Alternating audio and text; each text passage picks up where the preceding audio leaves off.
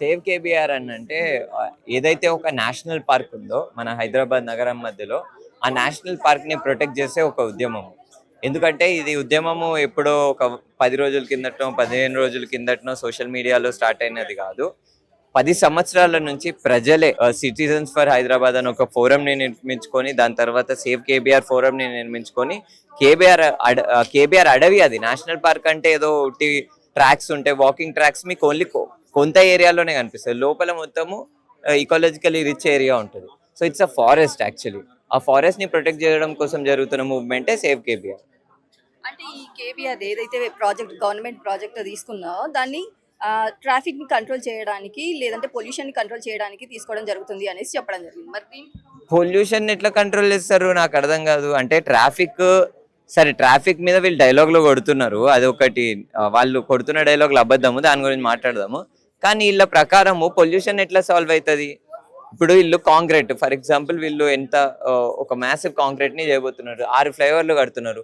6 ఫ్లైఓవర్లు అంటే ఎన్ని టన్నుల కార్బన్ ని, ఎన్ని టన్నుల కాంక్రీట్ ని యూజ్ చేస్తారు, ఎన్ని టన్నుల స్టీల్ ని యూజ్ చేస్తారు. వాళ్ళు ఏమంటారు, మేము కాంక్రీట్ యూజ్ చేయము, స్టీల్ బ్రిడ్జులు కడతామన్నారు. మరి స్టీల్ ఎక్స్ట్రాక్షన్ లో ఎంత కార్బన్ ఎమిషన్ జరుగుతుంది? ఇవన్నీ ఇంపార్టెంట్ ప్రశ్నలు. వీళ్ళు net zero, Telangana net zero అవుతుంది 2040 లోపు, అది దాని డైలాగ్ లో మాట్లాడుతారు కదా. మరి నీ నెట్ జీరో ఎడిపోయింది.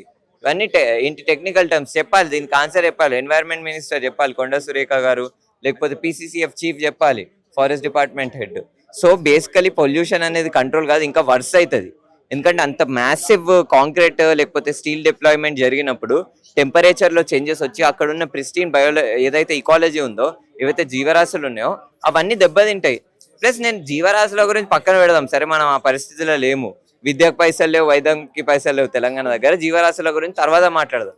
కానీ అక్కడ ఫ్లైఓవర్ రావడం వల్ల ఎవరైతే ర్యాపిడో డ్రైవర్లు ఉంటారో, ఓలా డ్రైవర్లు ఉంటారో, లేకపోతే స్విగ్గీ డెలివరీ బాయ్స్ ఉంటారో, వాళ్ళు బండి నడిపేటప్పుడు ఎంత వేడిని ఫేస్ చేస్తారు. నేను మా టీం మెంబర్స్ కొంతమంది అక్కడ వర్క్ చేస్తారు ఆ ఏరియాలో, ఆ న్యూస్ ఛానల్స్ లో, వాళ్ళు చెప్తూ ఉంటారు ఎప్పుడైతే వాళ్ళు కేబీఆర్ పార్క్ పక్కన నుంచి బైక్ డ్రైవ్ చేసుకుంటూ వెళ్తారో సడన్ గా టెంపరేచర్ డ్రాప్ కనిపిస్తుంది మనకి. అక్కడ మళ్ళీ ఒక పెద్ద ఫ్లైఓవర్ వస్తే ఏం జరుగుతుంది, టెంపరేచర్ ఇంకా ఇంక్రీజ్ అయిపోతుంది. టెంపరేచర్ ఒక 2-3% ఇంక్రీజ్ అవుతుంది. అప్పుడు ఎవరు అక్కడ బాధ్యత? చనిపోతే. ఇప్పుడు ప్రభుత్వమే అఫీషియల్ గా హీట్ వేవ్ ని ఒక డిజాస్టర్ లెక్క ప్రకటించింది. మరి ఆ హీట్ వేవ్ వచ్చే పరిస్థితులు ఎందుకు క్రియేట్ చేస్తుంది? సో ఇది సుప్రీంకోర్టు ఇప్పటికే స్టే అయితే ఇవ్వడం జరిగింది. మరి దీన్ని ఎలా ముందుకు తీసుకెళ్లాలి అనేసి ఖచ్చితంగా ఇప్పుడు సుప్రీంకోర్టు స్టే విధించి ఏమన్నదంటే, వచ్చే హైకోర్టులో హియరింగ్ జరిగే దాకా మీరు కట్ చేయకండి అని అన్నది. హైకోర్టులో హియరింగ్ జరిగినప్పుడు హైకోర్టు ఏం చెప్తుందో దాని అకార్డింగ్లీ మా ప్లాన్ ఉంటుంది.